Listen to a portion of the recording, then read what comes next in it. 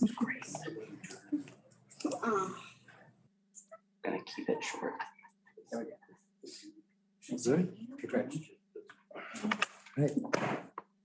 Good afternoon and welcome to the regular twice monthly meeting of Westminster's Mayor and Common Council. Please note that our meetings, although open to the public here at City Hall, continue to be available and streamed live on the city's YouTube page, as well as the Community Media Center channel and website. Now we'll begin as we do every meeting with the pledge to the flag, followed by a moment of silence. I pledge allegiance to the flag of the United States of America and to the republic for which it stands, one nation, under God, indivisible, with liberty and justice for all.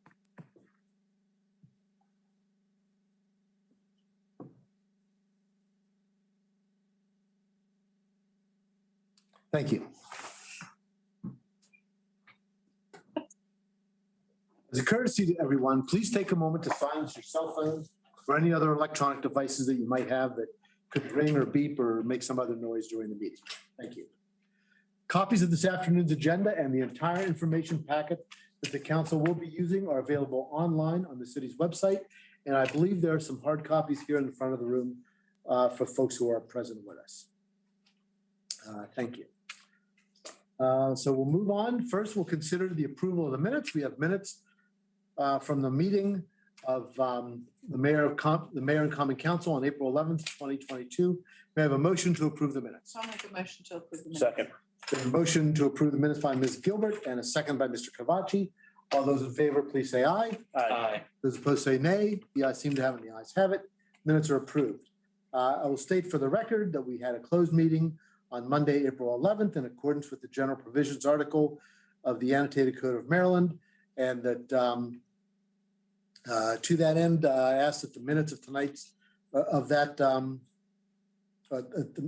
minutes of tonight's meeting, this afternoon's meeting, reflect that the Common Council met in closed meeting on Monday, April 11th, 2022 at 8:55 p.m. pursuant to the general provision article, section 3-305B1, to discuss the appointment, employment, assignment, promotion, discipline, compensation, removal, resignation, or performance evaluation of appointees, employees, or officials over whom this public body has jurisdiction, as well as any other personnel matter that affects one or more specific individuals. The vote to close the meeting was unanimous. So moved. There were no staff members in attendance. The Common Council took no action during the session, and the closed meeting adjourned at 10:30 p.m. Mr. Cavacci. So moved. Thank you. Motion to I thought you approve those minutes. That's right. Thank you. Second to approving the minutes of the closed meeting. Second. Second by Mr. Hoff. All those in favor say aye. Aye. Those opposed say nay. The ayes seem to have it, and the ayes have it. And those minutes are approved as well. We have a couple of presentations from the mayor tonight, one of which we're all sad and pleased to be able to do it. I guess. Bittersweet. Bittersweet indeed. Call Mr. Coffee to the front of the room, please.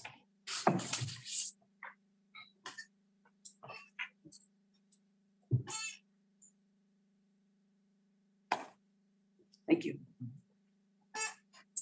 So this is for recognizing coffee music. Whereas Mr. Bob Coffee began Coffee Music as an independently owned music store in 1984, located in the Sherwood Square Mall. And Coffee Music was established to create an environment where both customers and employees enjoyed themselves by trying instruments, looking for music, and having fun. And in 1997, Coffee Music moved to its present location at 31 East Main Street and became the largest music store in Carroll County, providing musical instruments and equipment to customers of all ages, including students and businesses.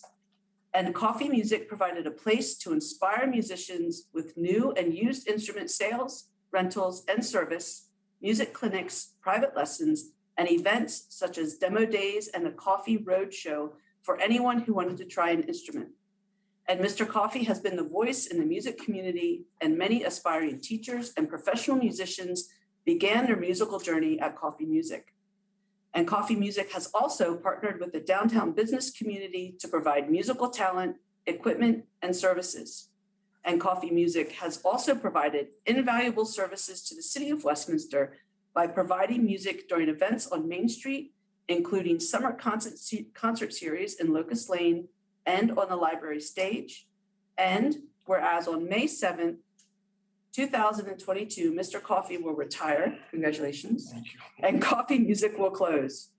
Now therefore, I, Dr. Mona Becker, the mayor of the city of Westminster, join the members of the Common Council and the city staff in congratulating Bob Coffey and Coffee Music for 38 years of operation and express our collective gratitude for the many contributions to the city of Westminster community. Thank you very much.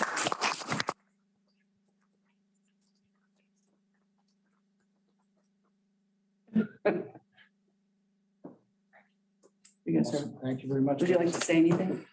We always open it up just in It's case. just been a wild ride, and I've enjoyed every minute of being downtown and being part of it and making it grow and bringing joy, hopefully, to people's lives. And I'm going to miss it, but thank you very much. We're gonna miss you. Miss you. Hopefully, we'll be okay. Miss you. Okay. All right. I'm going to exit stage You left. may exit. You, yep. Yeah, you don't want to sit through the You rest. don't want to sit here. There's no need. There's no Thank you. need. Thank you very All much. right. Thank you, sir. All right. Yep. That's a loss. Right. So there are two other proclamations, right? Public Service Recognition Week, right? Whereas Americans are served every single day by public employees at the federal, state, municipal, county, and municipal levels, and the actions of these public employees enhance the quality of life in jurisdictions across the nation. And the city of Westminster is served by many dedicated public employees providing a variety of services to the community.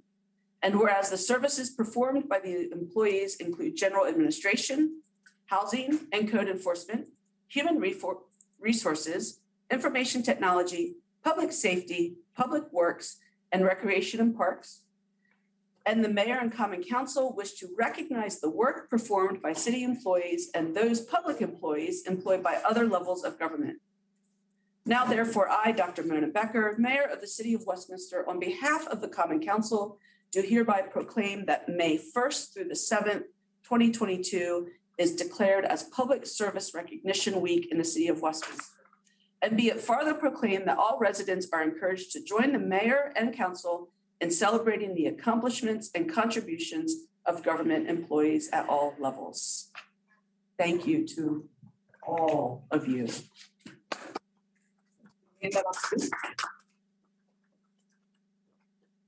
That was demonstrated this last Saturday. The amazing city employees that we'll have. Okay. And then finally, Arbor Week. Okay. So whereas in 1872, J. Sterling Morton proposed to the Nebraska Board of Agriculture that a special day be set aside for the planting of trees. And this holiday called Arbor Day is observed in Westminster every year with a celebration organized by the Tree Commission. And trees can reduce the erosion of our precious topsoil by wind and water, clean the air, produce oxygen, increase groundwater, clean surface water, and provide habitat for wildlife. And properly placed trees cut heating and cooling costs by moderating the temperature, reducing the urban heat island effect. And whereas trees increase property values and enhance the economic vitality of business areas, and trees inject natural beauty into the city for residents and visitors alike to enjoy. Now, therefore, I, Dr. Mona Becker, mayor of the city of Westminster, do proclaim the week of April 25th as Arbor Week in the city of Westminster. And I urge all citizens to celebrate Arbor Day on April 29th, 2022, and to support efforts to protect our plants and trees and forests. Further, I urge all citizens to plant trees to which will further increase the sustainability of the city of Westminster, Carroll County, the state of Maryland, and the entire planet. Thank you. I'll hand that over to you.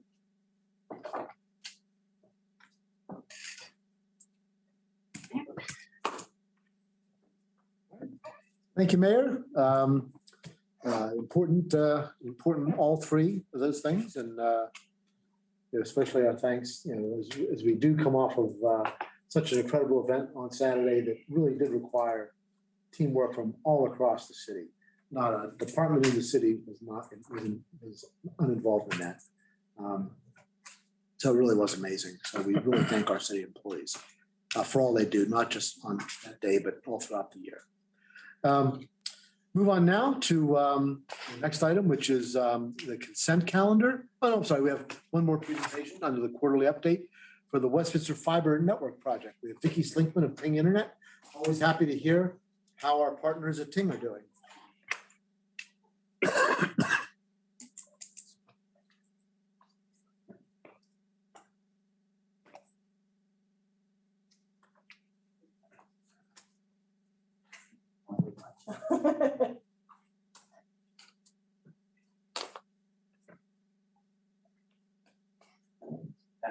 Okay, awesome. Thank you. Thank you again for having me. Pleased to be here this afternoon to share an update on quarterly progress with the Westminster Fiber Network and the marketing initiatives through Ting.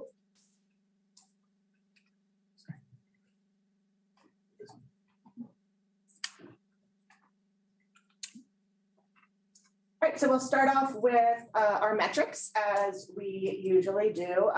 So continuing to see growth in all of our neighborhoods and in all of our phases in terms of subscribers.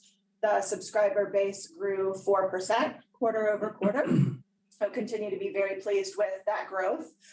We did also add additional pass premise in terms of serviceable addresses, and that was because the fiber team was able to complete some construction in Carroll Avenue, and that added about 60 serviceable addresses. So we're in the process of reaching out to those folks and letting them know that service is now available to them. And what that nets out to is increasing our take rate by 3% quarter over quarter. Any questions about the metrics before I hop into the marketing review? So, Ms. Linkson, so Carrollview, that's just outside the city, right?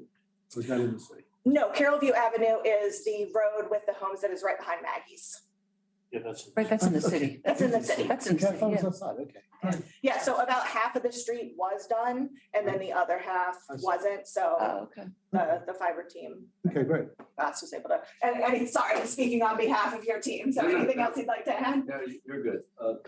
The reason this is a little strange is that that particular stretch of road is private. It's not in the city. It's not Okay. in the city's inventory, I'll say. I got you. So we don't spouse it or do anything there. So that's why it was a little bit different. I see. But they're good together. All right, thank you. Right, so then in terms of our marketing activities for the quarter, so we had 2 sponsorships. So I was really pleased to be a part of first the Celtic Canter, which is always a fantastic event. Was very impressed to see all of you out. I swear it snows every year, but it was particularly bad this year. But pleased to always be a part of sponsoring that. And then also the new, which I know you all have discussed before, the Icons of American Animation exhibit, which was such a lovely and great catch to be able to have that here in Westminster. So we were a sponsor of that as well. And we'll definitely be ramping up in terms of events and sponsorships as the weather improves, because there are obviously so many fantastic things that the city puts on that we love to be a part of. We've also gotten back into doing some giveaways. So we do these for a couple of different reasons. One that I ran in February was to increase engagement on our social media channels. So we had a giveaway centered around Valentine's Day, and we asked all of our followers to either like as well as comment hearts on this post. And if they did, they were entered into a drawing to win a $100 gift certificate to Cultivated, one of our fabulous downtown boutiques. So we randomly picked a person who was very thrilled to buy herself a Valentine's Day gift. Which I frequently do as well. I just tell my husband to go to Cultivated and Tiame will pick out something that she knows that I like. So also tip for any other husbands, boyfriends, Do it all the wives who time. need, you do it as well, right? All the time. Yeah. And then we had a giveaway centered around customer retention. So this is something I'm increasing our focus on, is just making sure that it's not just all about getting, customers in the door and on the network, but that they're satisfied, they stay customers, and that we're really showing them that we appreciate them. So we've started doing a quarterly customer newsletter.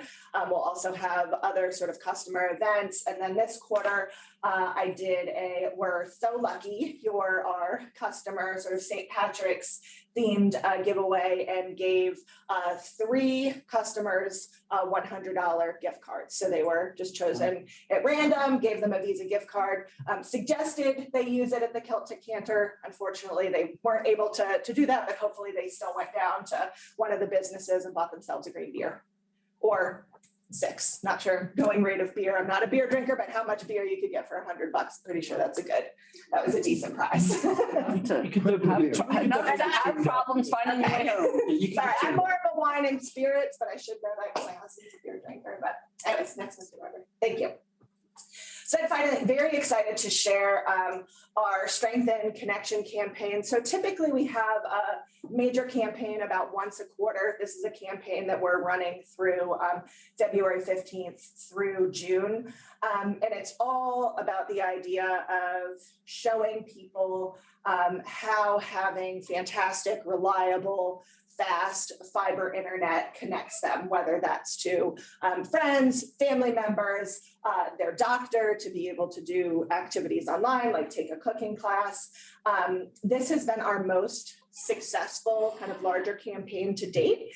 And I believe it is because we've really targeted our ads towards different, what we've called persona groups. So we've taken information that we know about potential customers and kind of said, okay, so you look like, based on information we know about you, that you might be an empty nester.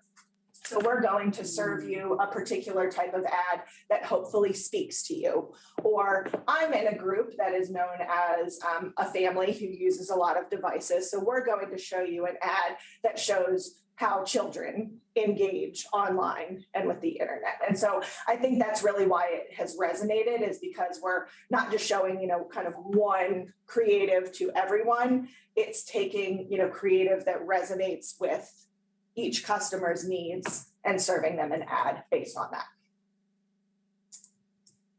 And those are all the major activities for the quarter. Have a lot more in the docket for Q2, and we'll be happy to come back and present on those. Are there any questions? Any questions for Ms. Linkman? Mr. President. Mr. Hoff? Ms. Linkman, Yes. the one thing, and not that you have to, because I'm sure you don't have the numbers off the top of your head, but it just would be something interesting to see, and maybe you could follow up with us, via email, is I'm just kind of curious, like if my math is right, we had quarter over quarter, we have 75 more subscribers than we did last time. I just would be curious to see like what that was, the number of new subscribers we were per quarter, like from 2019 till now. Okay. Just kind of curious to see what that number looks like through the pandemic, and kind of what is happening with that number as time goes on, just out of curiosity. Yeah, absolutely. So you are right that I unfortunately cannot quote you specific numbers, but I can tell you, as you would assume, there was absolutely a spike during the pandemic. So during that time, we saw numbers that were, significant compared to any other year. But what's great is that even though that has leveled off, we're still continuing to see growth. So we might not be seeing that double digit, but I think the pandemic really did highlight some of the performance issues that people might have been having with their current service. And that kind of triggered them to look into other options. That would be my suspicion, and seeing that data would kind of display that. And that it was just more of a curiosity. No, your hunch is absolutely correct. And I do have the data, and I'm happy to provide that to council. Thank you. Absolutely. All right. Anyone else? All right. Well, thank you very much. It's always great to have you come and update us. We appreciate it very much. Thank you so much. Thank you.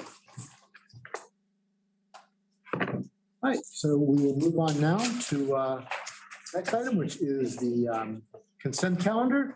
We have 4 items on the consent calendar this evening for your approval. May I have a motion to approve the consent calendar? Motion to approve. A motion by Mr. Dayhoff and a second by Mr. Hoff. All those in favor, please say aye. Aye. Aye. Opposed, say nay. The ayes seem to have it, and the ayes have it. and the consent calendar is approved. Thank you very much.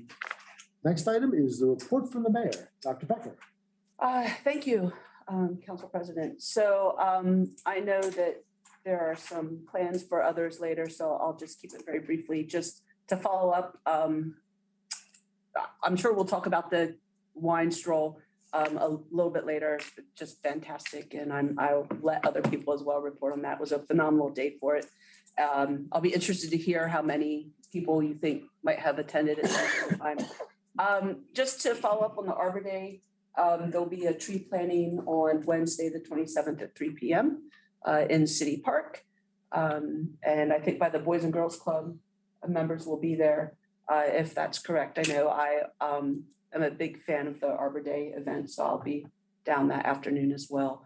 And I'll just keep it at that. Thank you. All right, very good. Thank you, Mayor. Moving now to reports from standing committees. From our liaison to the Arts Council, Mr. Dayhoff. Thank you, Mr. President. By all reports, the Peep Show worked out really well.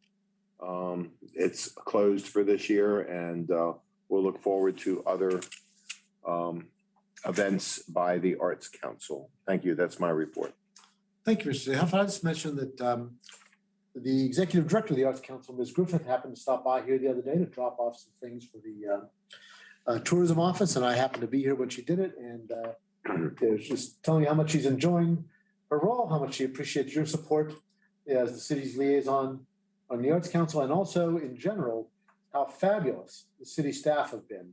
Yeah. You know, whenever she's called to need anything or want anything, and she couldn't say enough things, especially Mr. Glass, about your folks.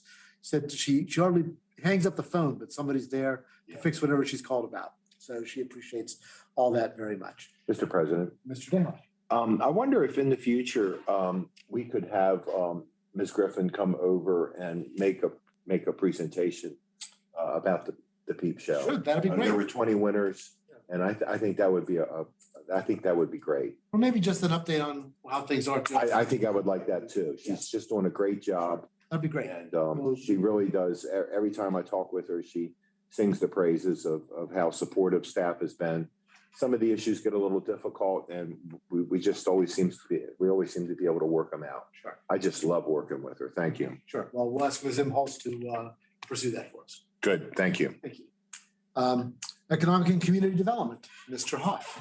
Mr. President, just a few comments real quickly. We will not be meeting this Thursday as previously announced. We have nothing pressing on the agenda, and the city administrator is sort of knee deep in the budget process at the moment. So our next Economic and Community Development Committee meeting is currently scheduled for Thursday, May the 19th at 3:30 p.m. at 45 West Main Street. Thank you very much.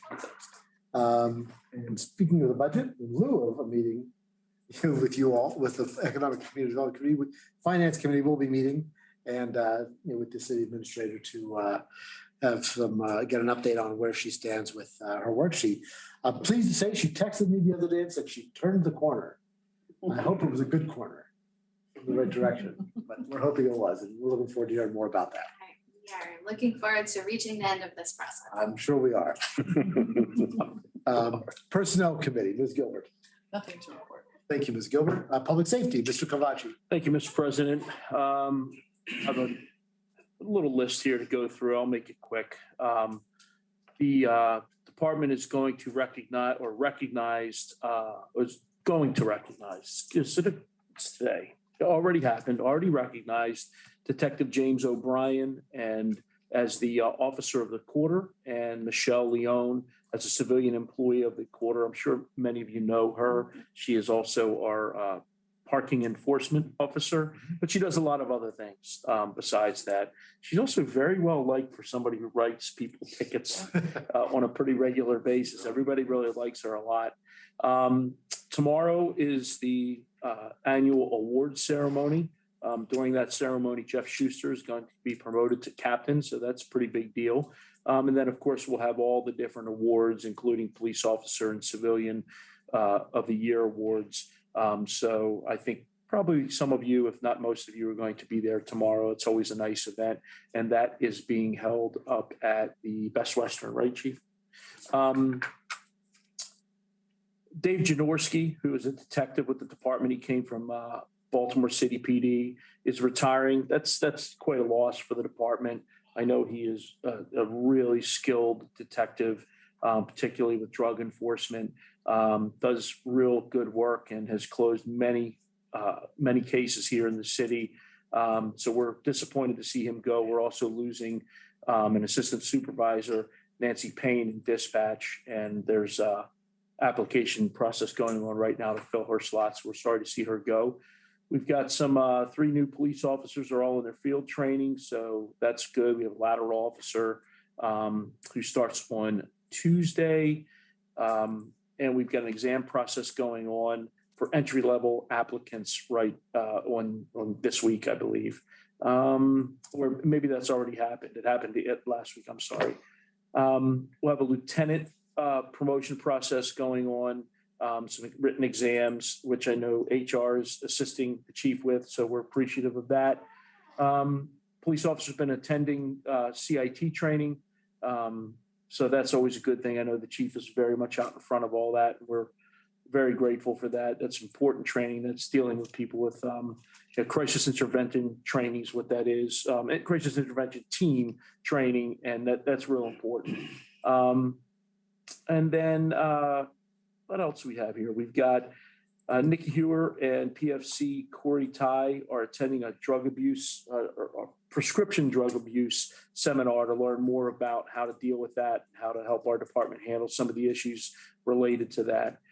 Chief, I'm going to let you finish out the rest of this. There's a couple of other items on here that we talked about, and I'll let you touch on those. I know that you're working on Cinco de Mayo, the break in there. So if you want to say anything about that. So that's all my report. All right. Thank you, Mr. Kavachi. And what would you like to share with us about Public Works? So this one will be briefer, I promise. Annual paving is going on right now over in Furnace Hills, about 70% complete for the allocated funds for the year. As I inaccurately reported at our last meeting, this time it actually is accurate. City Hall roof is now actually complete. I can attest to that. So you can attest to that. I work on Sunflower Court. They're working on lining the main from Avondale Industrial Park, and they're still waiting for some materials and things like that, as has been the case. So it seems like most of this process. And then there's an RFP out for developing a portion of Route 27 water line replacement and the clock tower rehab, which of course we got some state funding for, and a Main Street water line replacement. So they're all, at least 2 of those, probably all 3 of them are pretty complicated RFPs. I'm sure they took quite a while to write and will probably take a while to assess. So that's all going on in Public Works. Thank you, Mr. President. Thank you, Mr. Kavachi. Recreation and Parks, Mr. Dayhoff. I guess all of us want to talk about how great the wine stroll was last weekend. And I didn't have a chance to speak with Director Gruber, but I guess I was kind of curious as to what we're doing with the Durbin House these days. So maybe under your report, if that's okay with you, you can bring us up to date. Isn't there a bid out or something like, oh, we're going to approve the bid? Sharp-eyed council member Ann Gilbert has brought me up to speed. I knew I read it someplace. Thank you, Mr. President. All right, thank you, Mr. Dayhoff. And I have nothing for the Technology Committee. Now it's time for the council comments and discussion. When members of the council get the opportunity to discuss anything that is not on the agenda or something that not part of their committee report. We'll begin with Mr. Kavachi, who is busy taking a drink of water. I apologize. No, it's okay. Thank you, Mr. President. Since I get to go first, I know it's already been mentioned a couple of times, but man, what a huge success. And you finally got some good weather for the wine stroll. It was just unbelievable. I mean, at one point I was down at the far, the western end of Main Street, looking back up the hill, and it's crazy. I mean, unbelievable how many people were there. I saw lots of PD. I saw lots of streets guys working very hard. I know there were other departments out there. I saw your staff, of course, you and I think you probably ran about 10 miles. We're just couldn't have been better. Just absolutely an amazing event. Hopefully the whole summer will go as swimmingly as that one did. That's it, Mr. President. Thank you, Mr. Kavachi. Mr. Dayhoff. Oh, boy, you changed it up on us. You gotta make sure you're awake. Next to mix it up. Okay. I also attended the crisis intervention team training graduation with the city administrator and Major Gibson. And we should all really be proud that we're at the forefront of that. That's just simply cutting edge. It's really smart police work. And I'm really proud to be a part of that. I think that's my report. Thank you. Thank you. Ms. Gilbert. I have a couple things. So like everybody else, I want to comment on the wine stroll. I can't wait to hear how many people, I know it was thousands of people who came to what I feel is our little city. They were enjoying their spirits, they were shopping, enjoying the music, dancing, they were having a great time. It was quite pleasant to just sit under a tree and watch everyone happy and smiling and together, unmasked. It was just a great feeling. I heard tons of comments as I walked around. Many included their wishes to see more events like that. I know, hold on, I'll keep going.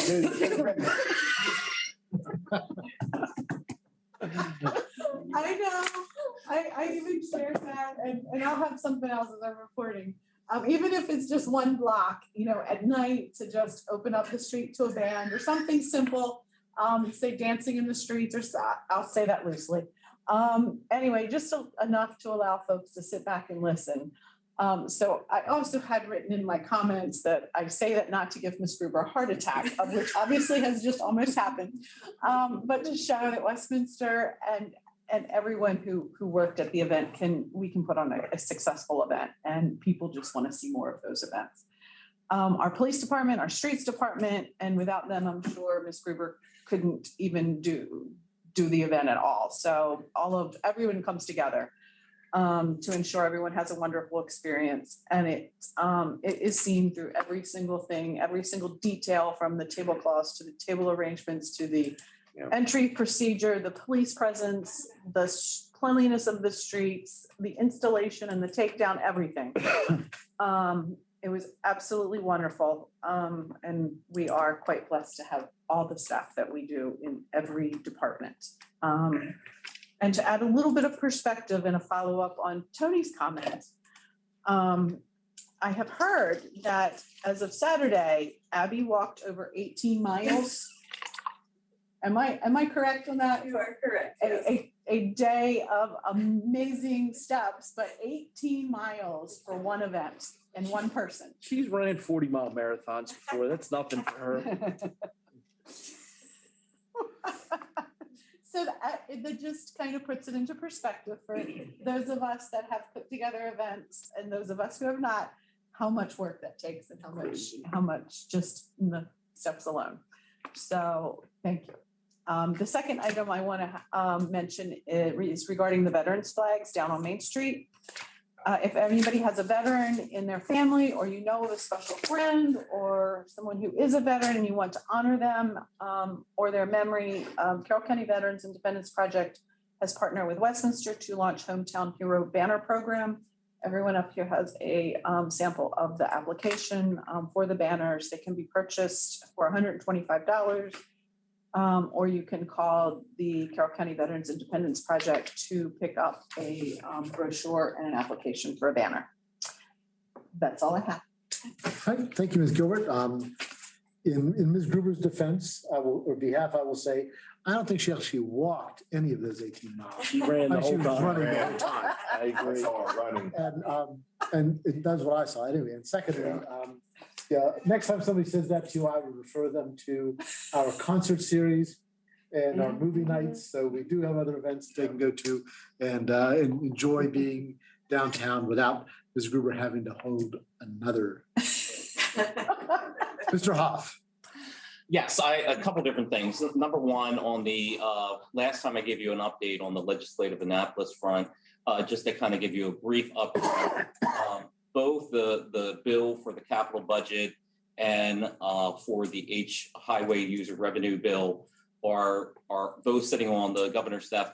They have not been signed yet. I will certainly share with you once they are signed, not that I'm expecting any issue. He's going to sign his own budget, I'm sure.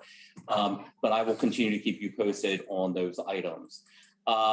Then in reference to the wine stroll, I will say again, I have to commend Ms. Gruber, Mr. Glass, Chief Ledwell, all the staff for all the hard work related to the wine stroll.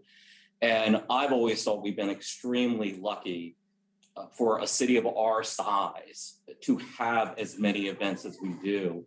No offense to Ann, I mean, more is great, but we are really lucky considering our size. But I thought I would share an interesting anecdote that I thought you all would find interesting. This particular time, I didn't buy one VIP table, I bought two and invited a whole bunch of friends from all over the place. Some of those friends, one friend was from DC. She had never been to downtown Westminster before. Two of the other friends had never been to downtown Westminster before and live in Roland Park in Baltimore. All three of them were blown away by the size of the event, by the quality of the event, and were like, damn, Westminster is a really neat place. And I was like, yes, it is. That's why I love this town. And they're already planning on coming back for the oyster stroll. So I think in perspective, I had heard before, back way before my day, that sometimes people were wondering why we do these events and as many as we do. But it's great for our citizens. But also, I really think it puts Westminster on the map because both of these people have high-powered jobs. They know a lot of people. They go back to where they are and they say, wow, Westminster is a really neat place. I have a friend who lives up there and I was just at a festival. That kind of positive word of mouth means a heck of a lot for us as a community, from an economic development standpoint, from all those standpoints. So I will say, I love what we do as a city when it comes to these events. We do them very well. And I dare say that we do them compared to cities that are larger than us, better than most. So I commend the staff for that because it's frankly amazing. And it really speaks highly when I have people, come in from out of town and make those kind of comments. Since Tina's in the audience as well, Tina, I will mention that when they saw your Be Kind, and I think I pointed it out, they saw your Be Kind signs and they were like, oh, I've seen them around Baltimore and DC. And I'm like, yes, that started out in Westminster. And again, they looked at me in shock that started out in Westminster. I won't say what they said to me, but the indication is they were surprised that kind of vibe was in this town. And I'm like, Westminster is a very unique place. And that speaks volumes to the kind of council we are and the kind of community we are.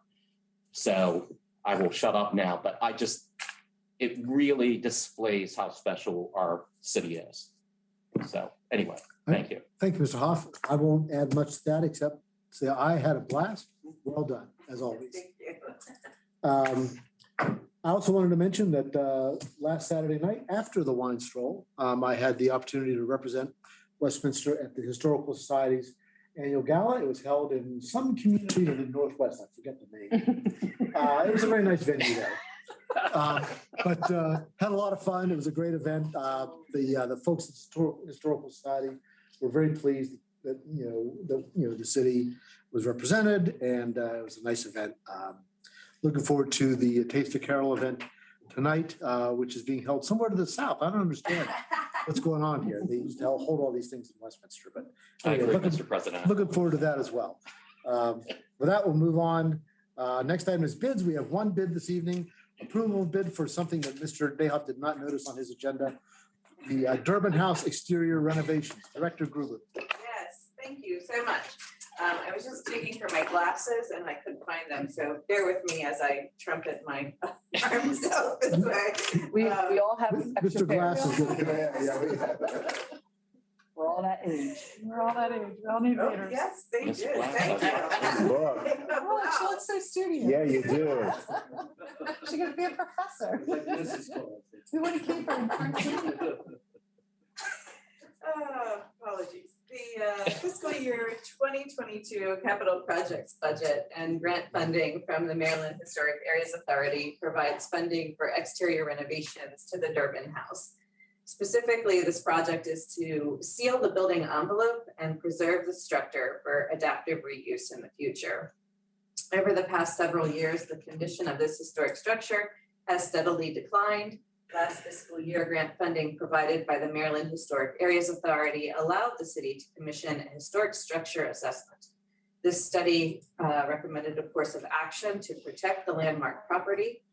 To begin the renovation strategy presented in the HSA, exterior renovations must occur first. The request for bids for this project was posted on eMaryland Marketplace on March 15th, 2022. Three contractors responded with bids ranging from $311,500 to $668,321. A table of those bid responses have been provided for you in your council packet. After reviewing submissions, staff determined that the lowest bid submitted by Building Concepts LLC from Finksburg, Maryland will meet the city's needs. Building Concepts LLC submitted a thorough proposal, references were checked, and staff received a favorable response regarding the company's timeliness, quality, and integrity of work performed. With that, staff recommends that the city award the bid to Building Concepts LLC for $311,500 for exterior renovation of the Durbin House. All right, thank you, Ms. Gruber. You've heard Ms. Gruber's explanation. May I have a motion to approve the bid? Motion to approve. A motion by Mr. Dayhoff and a second by Ms. Gilbert. Is there any discussion or any questions for Ms. Gruber? May I ask a question? Mr. Dayhoff. Will the work, can we do the work this summer? We expect, we actually anticipate that the work will begin in May. Cool. Okay, thanks. Thank you very much. Very good, thank you. Anyone else? May I ask another question? Yes, I'm Ms. just Gilbert. curious. So there was a large difference between the first two bids and the third. Any particular reason why, or just because their bid was higher, or was there something specific that made it higher? I had many discussions with the architect that did the historic structure assessment on why this gap occurred. And we actually even had some contact with the manufacturer of the roof system that was spec'd in the project.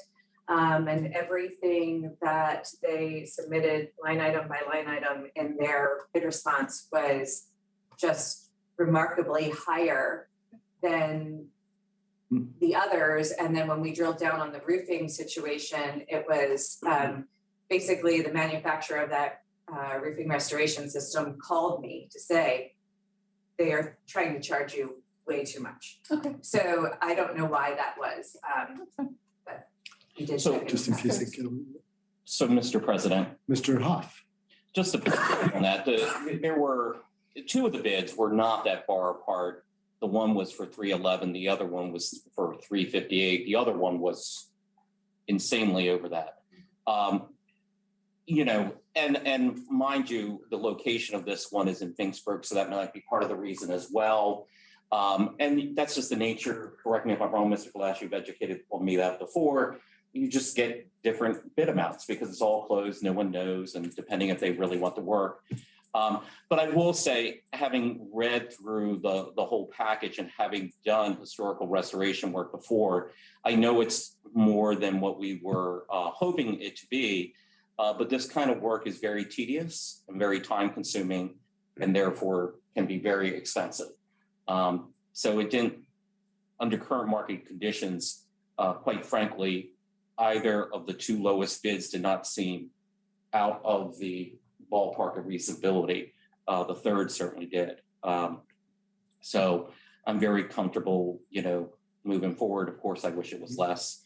Who doesn't? But it is what it is. And if we want to save the structure to have the ability to use it in the future for Wakefield Valley, maybe we need to move forward.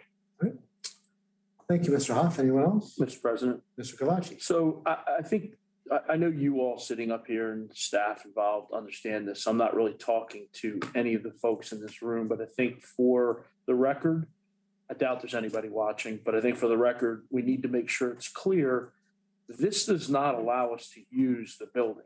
This is doing nothing more than preserving the building so that we can then come back and turn it into something in the future that we see as a viable use of the structure. But this is doing nothing more than just preserving it. And I think it's important that we make note of that, because I think some folks will think probably that they're not going to understand why, when whatever work is going to get done there, why isn't it being used? And we will hear that from people. We'll hear from folks, well, wait a minute, why did you spend all that money? But we get nothing out of it in terms of use. And what we get out of it is the preservation of a building that's probably somewhat irreplaceable in the community. And I think we have to keep that in mind. We've all bemoaned certain structures being demolished or lost. As much as it pains me to spend this money on something we're not even going to get to use at this point, we do have to preserve some of this for posterity and for our history. And I think it's important that we all, that it's in the record that that's what we're doing here. And hopefully in the future, when we do find the proper use for it, we can leverage other dollars, maybe other than, Right. general fund money, to do the future work on the building that we'll need to do so that we can actually start using it. That's it, Mr. President. Thank you, Mr. Kalachi. And I know that Ms. Gruber and Ms. Imholtz are always on the hunt for additional funds to do these kinds of things. And so we will remain hopeful that will happen. On this project, that we're about to do tonight, how much do we have available to us budgeted for this? I'll take that one. See the deer and headlights coming from across the room. We have budgeted in the fiscal year 22 budget $200,000 for this project. $100,000 is coming from an MHAA grant, Maryland Historic something or other. Areas Authority. And $100,000 is the matching portion of that. That came from the general fund. Right. The remaining amount to cover the $111,000 we're projecting from our ARPA funds. Right, so you'll come back to us with a budget amendment later on that. No, because we don't need all of that Okay. this fiscal year. So Okay. next year's budget, fiscal very year good. 23, in the capital improvement plan, you'll see the remainder of that. Sounds great. Okay, thank you. Anyone We're else? using Oh, yeah. this year, Ms. Gruber mentioned that we're gonna start this project in May, so we'll spend May and June. We're using the city's portion of, so the Okay. city, MHAA, ARPA, we're using the city's portion first this fiscal year. We'll Okay, use the remaining portions next year. that makes sense. Makes sense. Very good. Mr. Thank President. you. Mr. Deha. Yeah, I think we're going to get really good return off of this building down the road, and we need to preserve it. I also do historic preservation. And also, as far as the bids are concerned, I'm seeing a lot of this. I'm seeing several reasonable bids and then several outliers. I don't know how to explain it. I guess they're hoping that if they get the work, they're going to be well paid. I don't know. Yeah. But I think we're going to get great return off of this, and I'm really happy that we're doing it. Thank you, Mr. President. Thank you. All right, if there's no one else, we're ready for the vote. All those in favor of approving the bid presented by the staff, please say aye. Aye. Aye. Those opposed say nay. The ayes seem to have it, and the ayes have it, and the bid is approved. All right, Ms. Gruber, get to work. Get to- All right, ordinances and resolutions. We have one this evening, or this afternoon, I should say. Adoption, force of habit. Adoption of ordinance number 941, fiscal year 2022 budget amendment number 2. An ordinance of the mayor and common council of Westminster, Maryland, amending the adopted budget for the fiscal year beginning July 1st, 2021 and ending June 30th, 2022. This was before us for introduction at our last meeting, and here it's before us again for adoption. Ms. Imholtz, anything you'd like to add to this? No, sir. Do you want me to reread the memo? I don't think that's necessary. I think we've all had it. We've all seen it. Does anybody have any additional comments or questions from last time? Hearing none, we'll move on to a vote. All those in favor, please say aye. Aye. Those Aye. opposed say nay. The ayes seem to have it, and the ayes have it. and the ordinance is adopted. There is no unfinished business of which I'm aware. Does anybody have any unfinished business to bring before the council? Hearing none, we'll move on to new business. Approval of acquisition of one police vehicle, a 2022 Chevy Traverse V6 all-wheel drive. All right? Yeah. All-wheel drive SUV LS from Lawrence Chevrolet in the amount of $35,965. Chief Ledwell. Good afternoon, Mayor and Council. In accordance with the police department's fleet purchase schedule, the purchase of 4 vehicles was approved for the FY22 capital budget. The total allocated in FY22 for these vehicles, including the cost of upfitting, was $157,650. 3 police cruisers have already been purchased. The sole remaining vehicle scheduled for replacement is a utility vehicle for our Criminal Investigations Bureau. There is $41,859 remaining in the FY22 capital budget for this purpose. We checked with the Maryland bid contractors. Criswell Fleet Sales of Gaithersburg currently has one available or upcoming for a cost of $37,489. I asked staff to research additional quotes with other Chevy dealerships. We were able to locate Lawrence Chevrolet in Mechanicsburg, Pennsylvania, who had a GM fleet discount account number 815403 for the city of Westminster. So they were able to provide us with the same vehicle at a $1,500 discount of $35,965. We are requesting to purchase one police vehicle from Lawrence Chevrolet of Mechanicsburg, Pennsylvania, with the city of Westminster GM fleet discount account at a total cost of $35,965. And we are recommending the common council to approve this purchase. All right, thank you very much. Any questions for the chief? Mr. President, I just have a comment. I want to commend staff for taking the extra effort to get an additional bid. It might only be $1,500, but every little bit counts. And I appreciate, seeing that kind of effort from staff to, save every bit we can. So I commend you all for that. Thank you. Thank you, Mr. Hoff. Mr. Council President.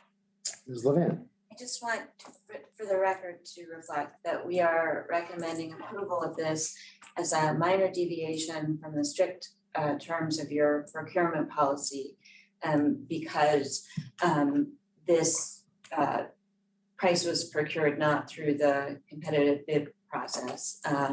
However, it complies fully with the spirit of your procurement policy that you acquire equipment and other items at the lowest possible price to the municipality. All right, thank you, Ms. Levan. Anyone else? Hearing no one else?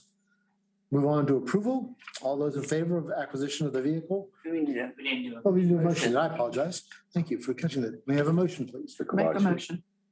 Been a motion by Ms. Gilbert. Is there a second? So. A second by Mr. Cavacci. All those in favor, please say aye. Aye. Those opposed say nay. The ayes seem to have it, and the ayes have it, and the motion is approved. It's time for departmental reports. Now we turn to our city administrator, Ms. Imholz, to lead us through that. Thank you, Mr. President. Is there a fire report, Councilmember Dayhoff? We're extremely busy. Everybody should be fire safe and exercise caution as the summer approaches. We are extremely busy. Thank you, Ms. Hudson. Thank you, sir. Heard a lot about the wine stroll. I had a good time as well. I wasn't working that day. I was happy to not be. But let me tell you, everyone else was. They start working at 5 a.m. That event, I think the music started at 11, if I remember correctly. The wine strolling part started at 12, but staff started at 5. So it ends at 4, wasn't exactly over at 4, started breaking down. So they put in a ridiculously long day on their day off, theoretically. And they're all back at work today, getting ready for the next thing and keeping everything up. So I really appreciate all their hard work. I was thankful to have the day off myself, even though they didn't. And I just want to make everyone in the room aware that those events take twice as long for staff to put on, although they are fantastic. And we really had a good time. So with that, I'm going to turn it over to the recreation director. I'm happy to see she's not hooked up to an IV or anything after a very, very long day. An extremely long week in advance of that. It's always I mentioned this before, it's always plan B, C, D, E, F, G, and on and on and on, and this was no exception. So can you give us a quick update on Wine Stroll and anything else you'd like to give us, Ms. Grover? I certainly can. First, I just want to thank you for all your positive comments and your continued support of our events. We carry that with us as we're going into these long weeks and these long hours because we know that it's appreciated. So thank you very much. And there is a mantra in my department. We say every last detail. So when we are going into an event, we are always assessing every last detail. We want people to show up and say they thought of every last detail. What that means though, is that we require help from every single department in this city to make sure that we've covered every last detail. And this time it truly was. We were borrowing iPads from housing. We had IT pulled in late on a Friday because we were troubleshooting some last minute technology issues. Of course, you saw the police presence that help us keep our streets safe during these events. Public Works is a major partner in putting these things on. 15 of the Public Works staff were out that day and they were popping. So they are just there and ready to do anything that we throw at them just to make it happen. So everybody pulls together in these instances and it's just really, it's heartwarming. It's heartwarming. It's amazing to work with a staff that is so collaborative and so energetic. So thank you to continue to support our efforts and to appreciate them because it means a lot. And my staff recognized that you were there and that you said hello to them while they were running around. And so that was one of the things that I got from my staff this morning was that they were grateful to see all of you there and they felt so very supported. And they're super energized coming off of this. You would think that we're like, dead and ready for a nap, but no, like it works the opposite for the Recreation and Parks Department. They're like ready for the next one. So they feed off of that. We do think there was probably about 10,000 or greater people in attendance. It's really hard for us to count. We don't get a good idea even from our gate sales because people still come in and don't come through our gates. So we think it was 10,000 or more, definitely record attendance for our strolls. Yep. So, No but question. as Mr. Glass and I were discussing at the beginning of this meeting, it was like the perfect storm. So you're coming out of a pandemic, people are starting to feel comfortable again. We had perfect weather, we had great bands, we had great vendors. So it just was one of those things that, it's everything you could wish for happened on that particular day. So we shoved everything in the door Saturday night and we unpacked it this morning. And now we are switching gears for Flower and Jazz Festival, which is 2 weeks away on May 7th, I think is the date, the Saturday before Mother's Day. That festival actually runs from Longwell in Maine to PA and Anchor Avenue because it is a arts-centric festival. We like to have our Arts Council in our footprint for that particular festival. We'll have live jazz music on 3 entertainment stages and a plethora of plant and artisan and craft vendors.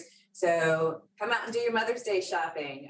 Treat those special ladies in your life to a great gift and buy it on Main Street. And that concludes my report. Thank you.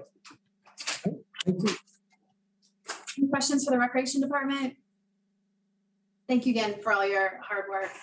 We're going to move straight on to the Public Works Department, who 100% supported the wine stroll the day before. And we leaned heavily on other duties as assigned for the Public Works Department, because every time I walked in a new direction, I saw someone else doing something different. As I headed towards Center Street, they were helping out at this booth. As I headed down the other direction from Center Street, now they're pushing a cart, now they're helping Abby, now they're carrying this, now they're opening that. And no one seemed at all concerned about that. They were happy to help and happy to have so many people downtown. So big kudos to the Public Works Department. Mr. Glass, what do you have to report to us? So I certainly appreciate those kind remarks. It's not because of me, I was not able to attend, but certainly Steve Strasberg and the fellows from the street department are as incredible as Abby. Sorry to hear that it was 18 miles racked up on your on my odometer. But I am happy to say that it was not 18 miles in a single direction, which certainly would be understandable. Heard that. Jeez. But I also heard from the street department as well with regard to the support and that the council stopped by, said hi, shook hands, that kind of thing. That means a tremendous amount. I know that you know that, but it's important to say it again. So the other thing I wanted to talk about briefly, I know you have another place to be. It came up in conversation the other day about our I&I work for inflow and infiltration, just as a reminder what that acronym's for. We've done incredibly well, and I'm not trying to blow my own horn on this one either, but you'll recall that work started back in 2018 with about $1 million of funding. The average daily flows back then at the treatment plant were 6.5 million gallons per day. In a 5 million gallon plant. We were able to maintain compliance, but you took the words right out of my mouth. The design flow was 5 million gallons per day. So we were operating, and that's not peak. Peak numbers are generally 3 times or so more than the average. So tremendous amount of flow. Couldn't have been a more timely effort to start funding for the inflow and infiltration project back in 2018. Currently, we're working on phase 4. And our average daily flows are 4.2 million gallons per day. So that's a reduction to 2.3 million gallons per day. And since that time, since 2018, we've been budgeting about $1 million a year. So far, we've just a couple of fun facts, spent about $3 million for a 2.3 million gallon per day reduction. So that equates to $1.3 million per million gallons reduced in capital cost. What it doesn't include are operational savings as well in chemicals, power, electricity, that sort of thing. So there's additional savings there that is not quite as easy to show. The other thing I wanted to compare it against is what else could you do if you didn't reduce the I&I? You could expand the plant. We have some numbers with that too. We can expand the plant up to 6.5 million gallons per day. That estimated cost is $12 million. So that gives us a cost per million gallons at $8 million per million gallons if we elected to expand the plant instead of do the I&I reduction. So clearly it's less expensive to remove the I&I than it is to expand and treat for it. So another fun fact, just by example, not suggesting we would do this, but if we compared that in number of connections, 2.3 million gallons removed is about 9,800 connections, residential connections at 235 gallons per day per connection, times our benefit assessment fees that we would get if we spent that flow that direction is right about $140 million in revenue we would get just in that reduction of the 2.3 million gallons. So again, move forward here. We've been really successful and done well in eliminating or reducing the extraneous flows. And the math shows that we certainly went in the right direction to remove the I&I instead of expand for it. That's all I had. No further questions. Mr. President. Mr. Kavachi. So one thing you didn't touch on, because it's amazing, the raw dollars that, because I was sitting here doing the math of at the $6 million plant at 5 million gallons, what would it cost to add that 2.8? And it's even more if you do it that way. But the one thing you didn't mention, and I know it was probably just to keep it brief, if you don't address the I&I issues, they get worse progressively and actually exponentially, because water starts getting in there and degrading those lines probably at an exponential rate once it gets to a certain magnitude. So had we not done this, not only are we saving the 2.8, but we probably saved tens of millions of dollars in repair work of caved in streets and, dirt and earth that would get moved and displaced that we would have to deal with. It just is unbelievable. I mean, and this was all your brainchild, because I was here from the beginning when you started talking about this 10 years ago or more, about how critical it was to jump on this. And it's just one more reason why I'm loath to see you head out of here soon, because it's just, I mean, you have saved the city probably tens of millions of dollars, literally. And it's just, we're incredibly grateful. So thank you very, very much. You're certainly welcome. And that's really the reason I brought it up, is so you would say that. Yeah, of course. Well, we planned that.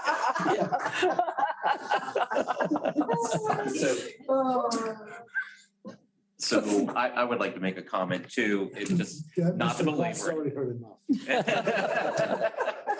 is, the other thing, big picture wise, is, eventually if we don't get that under control, we would have to build a new sewer treatment plant and potentially in another watershed, because you can only expand so much because of MDE. We now have room to grow because we've done this. And from an economic development standpoint, big picture wise, phenomenal that you all prior to me were able to accomplish this, because otherwise, if we start getting into having to build a additional wastewater treatment plant and another watershed, I would imagine that's a lot of money. So anyway, so fantastic job. I had, wasn't around back then, but great. So. One of the reasons why we're bringing this up today is that we had quite big storms Carroll recently.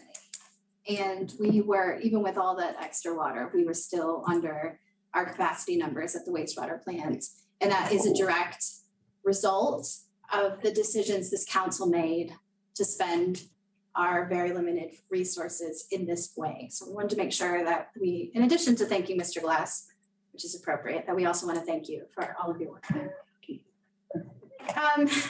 We don't currently have a finance director, but I'll give a finance report, Mr. President. And I just want to take a moment to thank our finance staff who have been holding down the fort without a finance director. And during COVID, there were quite a few people that were out in the finance department. So they have been doing a fierce job of making sure that we get through a transition with no finance director, with a new city administrator, with a variety of other issues going on. So I just want to take a moment to thank our finance staff. Our HR director is out ill today, so I'll give a quick report from Human Resources, and that is we have quite a few positions that are open right now. For anyone who's listening, please go to our website, take a look. And we are eager for new exciting staff to join our old exciting team. How about that? With that, we're going to move over to the planning department. Thank you. Good evening. The no item scheduled for the May 3rd Board of Zoning Appeals meeting on Wednesday, May 4th. The Historic District Commission is scheduled to hear a tax credit application for 72 West Green Street. We'll also be holding elections, and they are continuing discussion regarding the demolition permit process, and also looking at historic preservation best practices throughout the state as part of that discussion as well. On Thursday, May 12th, the Planning and Zoning Commission is scheduled to hear a site development plan application for Westminster Station Phase 2. This includes 38,517 square feet of retail and 4,936 square feet of a standalone restaurant. And I just want to, unfortunately, today was Andrew Gray's last day working with the city. I just want to thank him for his work and commitment to the city of Westminster, and he will be missed. And that completes my report. Mr. President, do we know where he's going? Carroll County. Oh, he's going to the Comprehensive county. Planning Department. It's something a little bit different from day-to-day development and review application type of work. So he just wants to kind of expand his knowledge. Yeah, he did a nice job. Yes. Mr. President, just one thing to note for staff. I believe that we tentatively have scheduled on May the 12th, a council budget work session at 4:30. And when we talked about that in finance, we discussed the idea of moving the Planning and Zoning Commission for. or I'm sorry. Okay, go ahead. We talked about the idea of moving the planning and zoning meeting from the 12th potentially, so that when conflict, because obviously I can't be two places at one time. And considering that at the last meeting, I wasn't going to be there, but then was called because they need a quorum. I just a little bit concerned about that. So if you guys could, from a staff standpoint, kind of address that or figure out how you want to handle that behind the scenes, that would be great. But I just want to acknowledge that could be a long budget work session, and plus my brain might be spent as well by the time I get to planning and zoning at 7, if I get there by 7. All right. Thank you, Mr. President. Sure.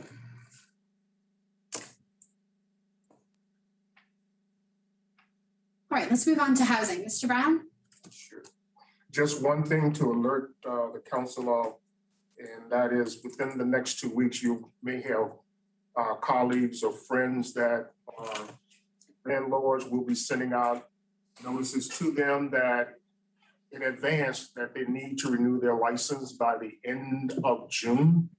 So there will be 2 notices go out, one in 2 weeks and then another one in mid-June, just to make sure we get everybody. We'll still get some stragglers, but at least it will not be because they did not know.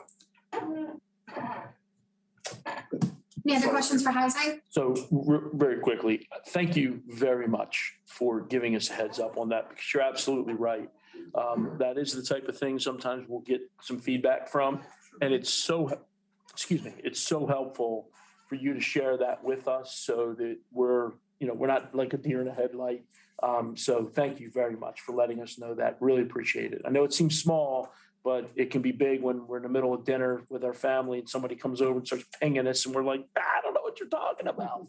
So thanks. So, and also to add on, Mr. Brown, I appreciate you doing that, because I will tell you sometimes the notices have not gone out on a timely basis. Yep. And the fact that you're already on top of that is fantastic, because the fact that we're kind of getting it out there and even sending a reminder before that deadline hits is great, because that has not happened in the past all the time. So kudos to that too.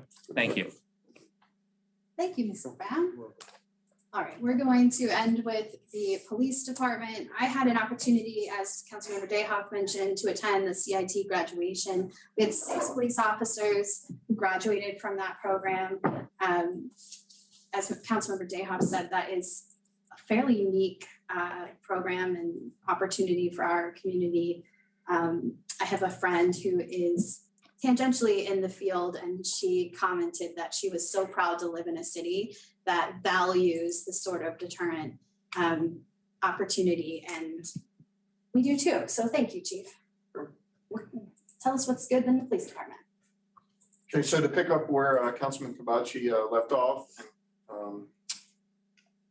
our opioid response protocol initiative, one of the 4 phases that we were working on was training for first responders, and then hoping to parlay that into a community block of instruction. So we've got our first responder first in-service training scheduled for May 31st and June 16th. It's titled Breaking Barriers. It'll take place at our Public Safety Training Center. It's open to all Carroll County first responders. And we're looking to educate public safety on harm reduction and the stigma of substance use disorders. We will discuss the importance of public safety response and connecting individuals with resources to minimize repeated overdoses and the number of fatalities. Instructors will be from the Health Department, State Attorney's Office, and an employee from the Winfield Fire Department. And instruction will include treatment options, success stories, the science of addiction, signs and symptoms, and breaking barriers and addressing the stigma. So we're hoping that that's a success and that we can continue to roll it out. Last week, as Councilman Kabachi mentioned, Prescription Drug Abuse and Heroin Summit Conference. It included a numerous number of breakout sessions, including healing community study, deploying evidence-based practices to reduce opioid overdose deaths through community engagement partnerships, the case for harm reduction, one choice for health, and I could go on and on and on, but both of them found it incredibly informative, They made contacts with other cities throughout the nation who have programs in place. And one of the things we're doing is as we stand up the OD2A funded team, the case manager and the two peers of the health department are funding. We're going to hold virtual meetings that will partner with some of these other municipalities, and we're going to be able to build upon their knowledge and what they already have in place. They're going to learn from what we're doing, and I think it'll be mutually beneficial.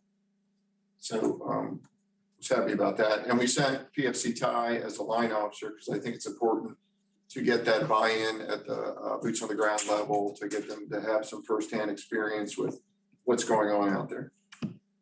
We did have a burglary at Cinco de Mayo restaurant the weekend before last. There were 4 additional similar ones in Carroll County during the same night.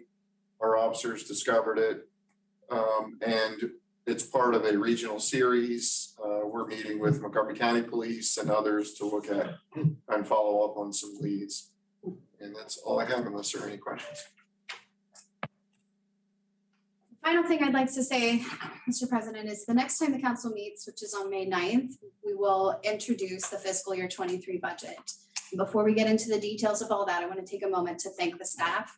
I was not here last year when the budget was prepared. No one is here from last year when the budget was prepared.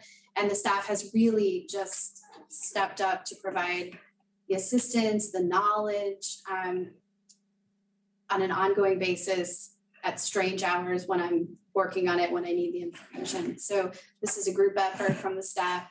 We've put together a budget I think you'll be proud of, and we're looking forward to be bringing that to the council on the 9th. That concludes the departmental reports. Very good, thank you. And I know that the budget's been a challenge without a finance director and less than a year's experience in Westminster, although you have lots of other experiences. So it's we're looking forward to seeing it and working with you to get it completed. Thank you, sir. The final item on our agenda is citizens' comments, when we invite the public to address the mayor and council on any issues that pertain to this afternoon's agenda, or any other city issues. Let me remind everyone, this is an opportunity for the public to share their thoughts and concerns, not exchange in a debate or answer questions. For citizens not attending the public meeting, we invite you to send us your comments or concerns via email at comments@westminstermd.gov. All comments received by email will be shared with the mayor and council. Commenters by email should include their address and phone number with their comments. And now, is there anyone here with us tonight who wishes to be heard? Yes, ma'am. Please state your name and address for the record. Hi, Tina Thomas, 46 Bond Street, Westminster, citizen of Westminster. Proud to say, because I was very impressed with everybody on the city staff with the wine stroll. Amazing. We called it opening day for Westminster and that's good. Westminster's events. That's good. And hopefully it's an indicator of how well the entire year is going to roll for everybody. So we're grateful to be living in a city with caring people who want to do things together for each other and for the city. So I just wanted to voice that. Thank you very much. Thanks. And that concludes our agenda and the meeting. Our next regular meeting will be held on Monday, May 9th at our usual time. Thanks everybody for adjusting their schedule for today. And with that, without objection, we are adjourned, and please stay safe and healthy. Tina, thanks for